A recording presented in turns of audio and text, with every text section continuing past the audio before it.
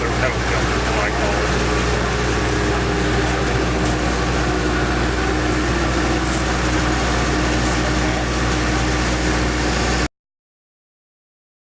Have already made up their mind.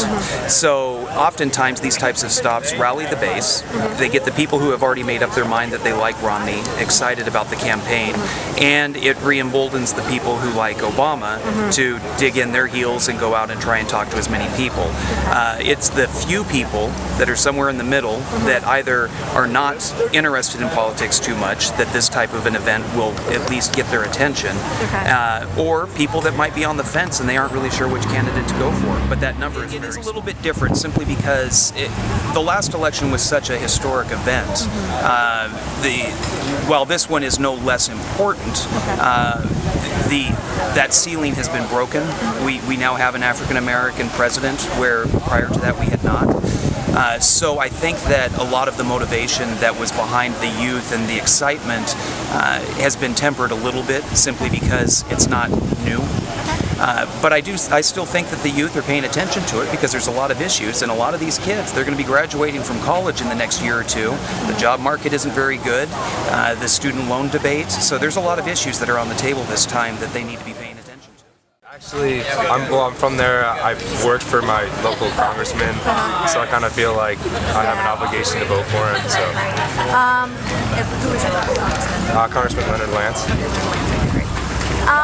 I guess today provides an important example of kind of how campaigns work, and no matter what side of the aisle you sit on, it's kind of important to see the inside look of how much thought and money goes into these things. And when you go on the bus, the first thing I was struck by was the attention to detail, and I think it's an invaluable lesson to see how these things work from the inside rather than just looking.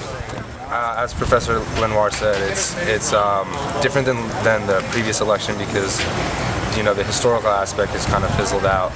But I think students here are engaged in the election. They're especially during the primaries, we were very engaged. We were watching a lot of the primaries, and as I think the presidential debates coming up on October 3rd and I think the 16th will be very well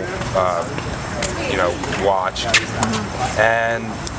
So I do think kids are paying attention and they really do care, and it's the future of, it's really our future that's at stake in this election. Okay. That's sort of like 10 or 20 rungs up the ladder from us in terms of planning an event like this. Okay. What we're doing today is coming out and registering voters. Okay, great. It doesn't matter what party you are. Oh, okay, we want to great. get as many students on campus to the polls as possible. And, we're happy to talk to everybody about our agenda. I think from our perspective, the bus being here today is actually perfect for our purposes. It's an empty bus and it's an empty campaign. And I think that sends a pretty clear message. He's not here, and his bus is. Okay.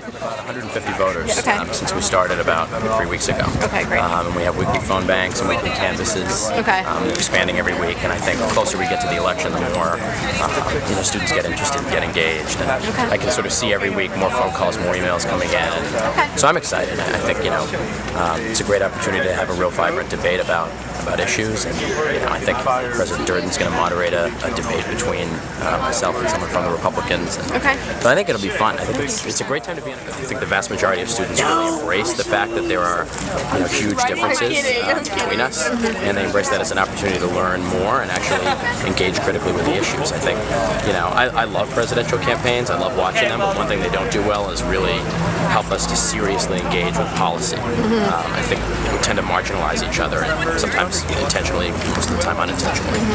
And when the person living across from you in your dorm is a Tea Party guy, that's a different thing. You can't caricature that person. He's your friend, he's your neighbor, and that's healthy. And I think when I look around on campus, I've seen plenty of Democrats, and they've laughed and sometimes made a little fun. But I think most of the time they're really interested in walking over and seeing what the literature is, and who's leading it, and hearing from them about why they're leading it and talking about that. And what do you think are the